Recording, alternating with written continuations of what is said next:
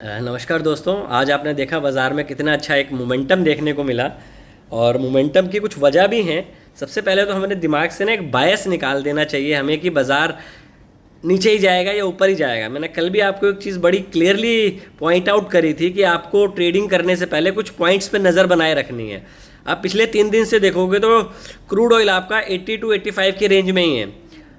आज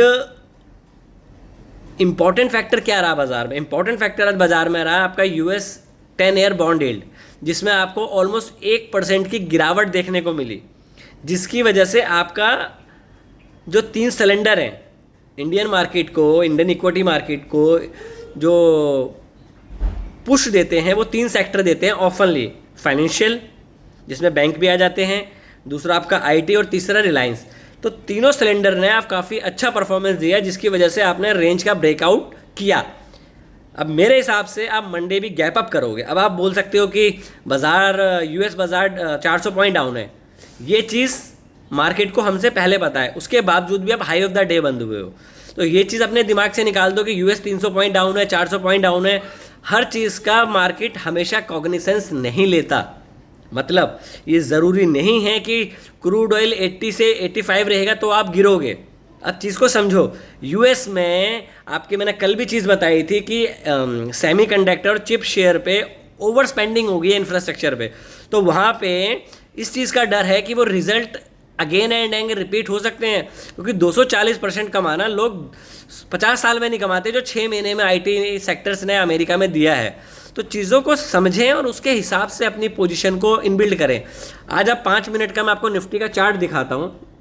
अब ये निफ्टी का 5 मिनट का आप चार्ट देखिए। आज का पहली 5 मिनट की बार ने क्लियर कर दिया कि अब यहाँ पे अगर आप देखें, कर्सर में यहाँ लगाता हूँ, ये देखिए, ये 5 मिनट की बार ने यहाँ पे ये कल का हाई ब्रेक कर दिया। अब मैंने आपको एक चीज़ पहले भी समझाई है कि अगर निफ्टी की बड़ी बार बनती है और बड़ी बार छोटी बार को निकाल देती है, ये वाली बार को, इस बार को, तो आपको यहाँ पे लॉन्ग पोजीशन बनानी चाहिए।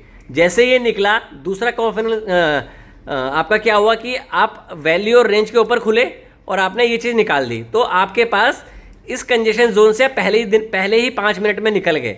दूसरा आपका बैंक पॉजिटिव था, आईटी पॉजिटिव था, और तीसरा जो हुआ कि बाजार ने एक अच्छा मोमेंटम देने के लिए रिलायंस ने आज काफ़ी अच्छा परफॉर्मेंस दिया।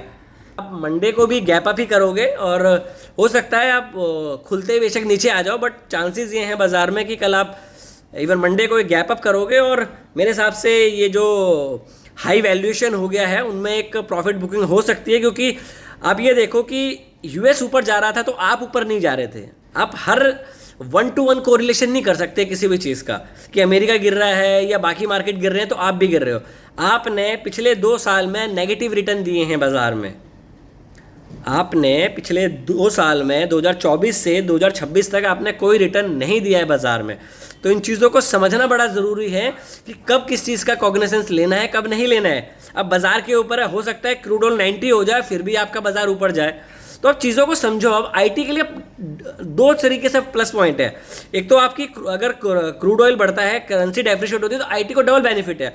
दूसरा बेनिफिट है कि जो एआई की इंफ्रास्ट्रक्चर में पैसा लगा है, जो कंपनी ने इतना मोटा पैसा लगाया है, अब उन्हें दोबारा सॉफ्टवेयर में शिफ्ट ना होना पड़े।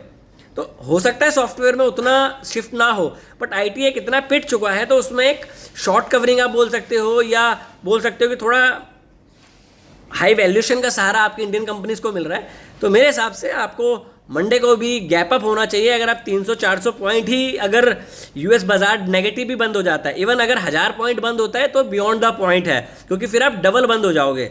निफ्टी ने अभी ये कॉग्निसेंस ले लिया है बाजार का कि 400 पॉइंट यूएस फ्यूचर डाउन है, ठीक है। अब दूसरा, अगर जो हमारे अच्छे रिजल्ट, अगर बाज़ारों को रिजल्ट का अच्छा उम्मीद है, जैसे रिलायंस का रिजल्ट है, एचडीएफसी का, आईसीआईसी का, एसबीआई का, अगर हल्का सा भी पॉजिटिव आता है तो आपको मंडे को भी एक अच्छा मोमेंटम कंटिन्यू रह सकता है।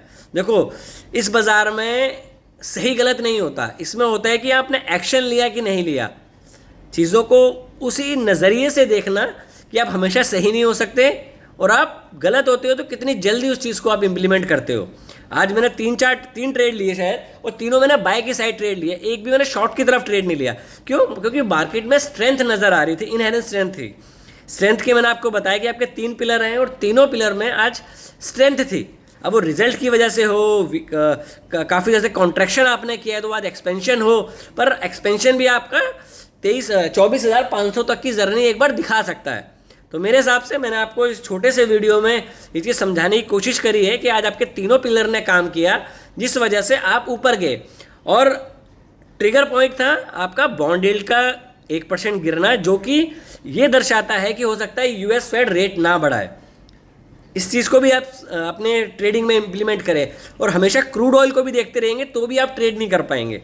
तो चीज़ों को एक थ्योरी की तरह बनाएं और चीज़ को नोट डाउन करें कि नहीं, crude oil, bond yield, currency, क्योंकि आपने पिछले 2 साल में इतना अंडर परफॉर्मेंस दिखाया है कि आपको ट्रेड लेने पे भी बार बार सोचना पड़ रहा है कि यार चलेगा कि नहीं चलेगा। तो इन चीज़ों को ध्यान रखें और ट्रेडिंग को ट्रेडिंग की तरह ही और एक बिजनेस की तरह खेलें।